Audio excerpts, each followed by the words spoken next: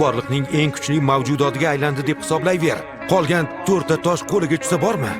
Yerga qanday buzg'unchilik olib kelishini tasavvur qila olmaymiz. Cheksizlik toshlarni qo'lga kiritishi bilan birgina ishora orqali yerga o't qo'ya oladi. 6 ta toshim bor ekan, birgina ishoram kifoya.